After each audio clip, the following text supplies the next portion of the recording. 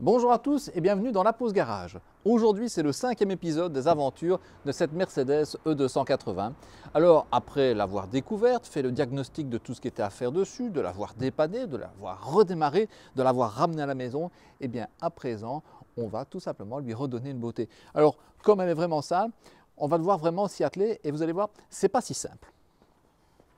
Alors vous vous en doutez, après autant d'années à pas avoir été entretenu au niveau de la carrosserie, il va falloir bosser. Il va falloir se remonter les manches, sortir l'huile de coude et surtout une technique bien spéciale à moi pour pouvoir ressortir toute... Comme vous le disait Marc il y a un instant, je pense qu'il est maintenant temps de s'occuper du côté esthétique de cette magnifique E280.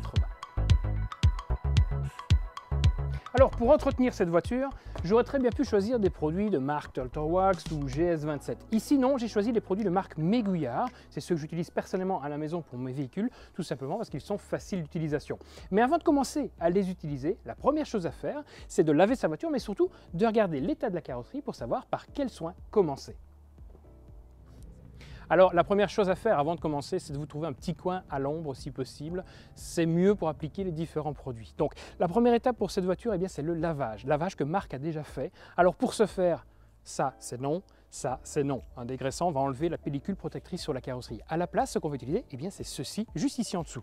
Alors première étape, ici moi j'utilise deux seaux. Un premier seau avec de la mousse pour laver le véhicule.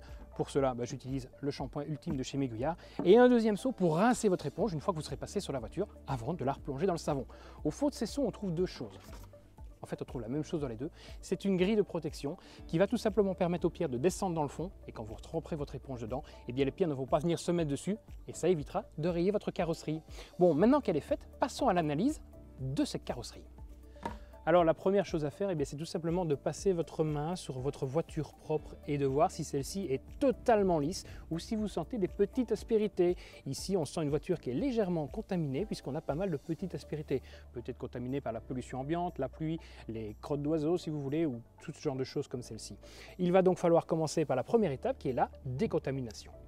Alors, avant de commencer à travailler avec tous ces produits, la première chose à faire, c'est se protéger.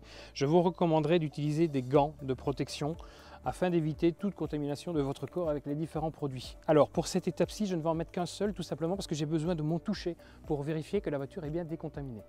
Pour la décontaminer, je vais utiliser une clé. C'est ce produit, ça ressemble un peu à une gomme, une genre de barre en argile, qu'on va utiliser avec un produit comme celui-ci, le Quick Detailer, qui va nous permettre de décontaminer la voiture. Alors, ce n'est pas bien compliqué, le produit passe tout simplement sur la surface et va enlever les différentes impuretés. C'est un peu comme une gomme sur une feuille de papier, c'est le même principe. Une fois qu'on a fini de décontaminer la partie, on essuie simplement la voiture et celle-ci est un petit peu plus lisse, voire complètement lisse, et va permettre ensuite un traitement qui est la prochaine étape. Alors maintenant, nous allons restaurer cette peinture et toutes les micro-rayures qu'on peut trouver dessus. Pour ça, je vais utiliser le Compound, l'Ultimate Compound, avec un applicateur. Et vous voyez ici une microfibre très douce afin de ne pas non plus venir re-rayer la carrosserie par au-dessus. Alors vous êtes prêts? C'est parti! Alors c'est à appliquer sur des petites zones petit à petit, ne commencez pas à faire toute une voiture, non. Vous traitez une petite zone avec une carrosserie bien au froid et vous l'essuyez avec ceci. Ici je le fais à la main, il est également possible de le faire à la polisseuse, ça coûte juste un petit peu plus cher.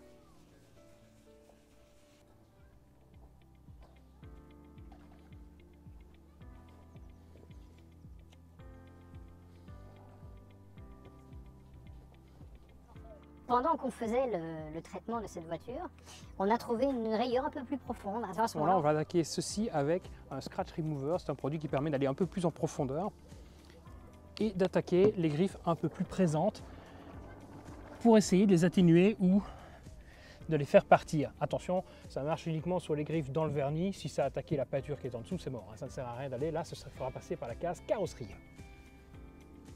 Elle est partie.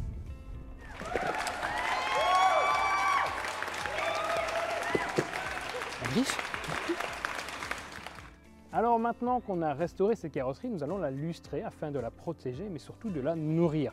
Pour ceci, voici un petit lustrin qu'on applique à nouveau au pad avant d'essuyer. Vous allez voir, c'est pas très compliqué.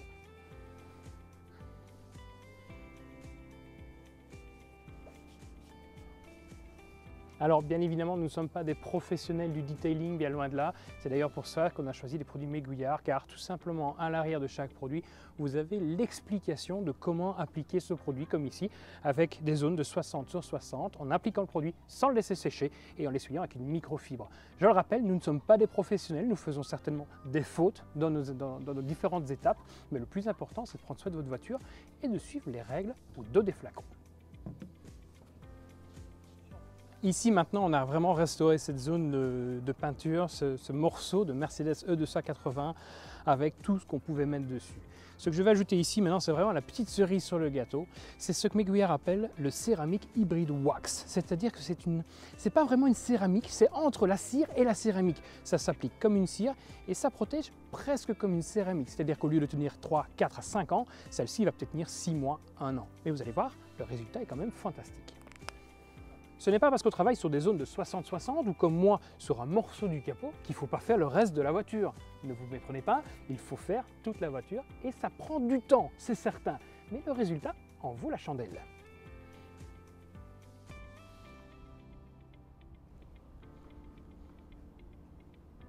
Alors maintenant qu'on a terminé de traiter cette zone complètement, on va pouvoir regarder ce que ça donne comme résultat. Mais avant, j'aimerais quand même vous parler d'autres produits qu'on n'a pas utilisés pour ce capot. On a des compounds qui nous permettent de venir enlever les micro-rayures sur les vitres. On a également des traitements pour plastique pour leur rendre leur noir le plus neuf possible. Mais nous avons également des produits pour les jantes, pour les pneus, pour leur donner un petit côté ciré, pour l'intérieur. Et ça alors pour les grands maniaques, dont je fais peut-être un petit peu partie, on a même des produits pour nettoyer l'intérieur du capot, le moteur, dans tous les détails, et même un detailer qui nous permet de vraiment de le rendre noir brillant. Franchement, il y a une gamme complète de produits chez Meguiar, et c'est pas pour rien que j'en suis fan. Bon, maintenant je pense qu'il est temps de voir le résultat de notre travail, de notre journée de travail ici sur cette voiture. Alors il nous reste à retirer ce fantastique papier collant, en espérant que la peinture ne vienne pas avec. Voilà. Je vais passer un coup, hop, de detailer dessus et on va voir le résultat en image.